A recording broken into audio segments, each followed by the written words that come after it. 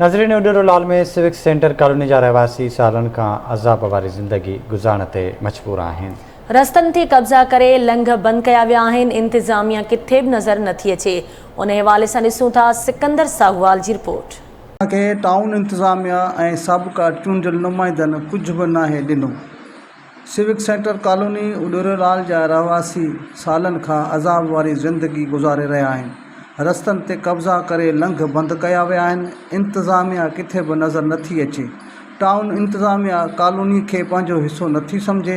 बलदियाती चूंडनि में वोटनि लाइ उमेदवार कहिड़े मुंहं सां ईंदा, अचो त वधीक खान मालूम कयूं। जेके खणी असीं चऊं था वोटनि में लॻाए थियनि था, उहो जेको आहे केरु पुछणु कोन निकिरी सघूं, ॿाहिरि नथा करे सघूं।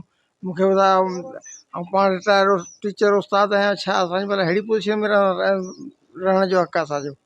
पर के ॿुधण वारी कोन्हे। हितां ही सॼी घटी खुलियल हुई पहिरीं, प्लाटिंग वारे जेको आहे विकिणी अलाए ख़बर न आहे कीअं छा आहे। सॼो असांजो माना मेन घटी असांजी हीअ हुई जेका बंदि थी वई आहे। असांखे का सहूलियत कोन थी मिले। हीअ मेन गली आहे असांजी, रोड आहे, मेन रोड आहे। तव्हां रोड जी हालत ॾिसो कहिड़ी लॻी वई आहे। हीअ मेन रोड ई आहे, नाली आहे, नाली अॻियां बंदि लॻी वई आहे, नेकाल आहे कोन को, न भंगी थो अचे, न भंगी थो अचे त न केरु पोइ सफ़ाई करण था अचनि। हीअ हाल तव्हां ॾिसो, तव्हां पाण ॾिसो था कहिड़ो लॻो पिया। हीअ मेन रोड आहे साईं, हीअ स्विगीअ जा पाइप लॻाया पिया, मेन रोड आहे हीअ। अॻियां रस्तो बंदि थी वियो आहे, हीअ अॻियां रस्तो बंदि थी वियो, कब्ज़ो करे जॻह ठाहे छॾी आहे हुननि।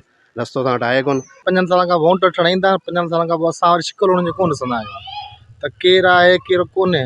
वरी 5 साल हाणे अचनि पिया, पर हाणे 5 सालनि जे अंदरि असां को भंगी बि त सफ़ाई लाइ कोन आयो आहे। हे तव्हां घिटी जी हालत ॾिसो पिया, असांजी मेन घिटी आहे, अॻियां कब्ज़ो करे बंदि करे वई आहे, हिनखे खोलाइण वारो कोन्हे को।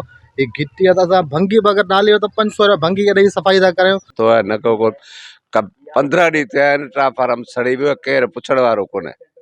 भई केर बि धणी साईं कोन्हे न को हुन लाइ न टाउन इंतज़ामिया सां ॻाल्हाएसीं, हू चवंदा बाबा असां कोन ॻाल्हाईंदासीं, असां कोन ठाराए ॾींदासीं तव्हांखे। हिकिड़े ॾींहुं हनी बि मोकिलिया अमरा त बाबा तव्हां वञो, हींअर हिन पासे में मुंहिंजो इलेक्शन जो हदि ऐं आऊं पंहिंजो ठाराए थो ॾियां तव्हांखे, मूंखे वोट बि मिलंदा। असां त इहे चयो त रुॻो असांखे ठंडा दिलासा ॾे, अमरा हलिया विया, अॼु ताईं केरु बि कोन आयो। हिते इंतज़ामिया नाले का शइ कान्हे। जॾहिं बि चूंडियल नुमाइंदा वग़ैरह हिते ईंदा आहिनि त शहर में ॿाहिरियां हलिया वेंदा आहिनि। हिते को बि माना प्लानिंग नाहे कई वेंदी, ऐं को बि हिन जे बारे में सोच वीचार नाहे कई वेंदी। हीअ जेको मुसलसल नज़रअंदाज थींदी पई अचे, जीअं माना कॉलोनी रजिस्टर थी आहे या ठही आहे, हिते तक़रीबन वॾी आबादी आहे माण्हुनि जी। हिते सेवरेज सिस्टम, नाली जो निज़ाम सफ़ा बेकार लॻो पियो आहे, डिस्पोजल सिस्टम कोन्हे, ऐं जेको कचिरो आहे, गंदगी जाम थी वई आहे, पॉल्यूशन आहे, हिते माण्हू बीमार पिया थियनि, बीमारियूं पियूं अचनि। जगह जगह गटर, नाला, तालाब ठहिया पिया आहिनि, कुतनि जो राज आहे, मच्छरनि जो राज आहे। को स्प्रे, का सहूलियत का टाउन जे तरफ़ां असांखे कान्हे, का यूसी जे तरफ़ां कान्हे, कंहिं चूंडियल नुमाइंदे जे तरफ़ां कोन्हे। हाणे त इनशाला ॾिसो पिया, वरी हाणे इलेक्शन अचे पियो बलदियाती, वरी उन में बि कुझु थींदो, ईंदा सभु साईं साईं कंदा, के फातियाऊं करण ईंदा, के ताज़ियतूं करण ईंदा, इनशाला पोइ उन्हनि खे वोट ॾींदासीं। असांजो त हींअर बाइकाट आहे, कंहिंखे वोट कोन्हे। सिविक सेंटर कॉलोनी उडुरुलाल स्टेशन जे रहवासियुनि जो चवणु आहे त कॉलोनी 16 एकड़नि ते मुश्तमिल आहे। ख़राब निज़ाम सबबि समय माण्हू अज़ाब वारी ज़िंदगी गुज़ारण ते मजबूर आहिनि। गंदगी सबबि मासूम ॿारड़ा अक्सर बीमारियुनि में मुब्तला रहनि था।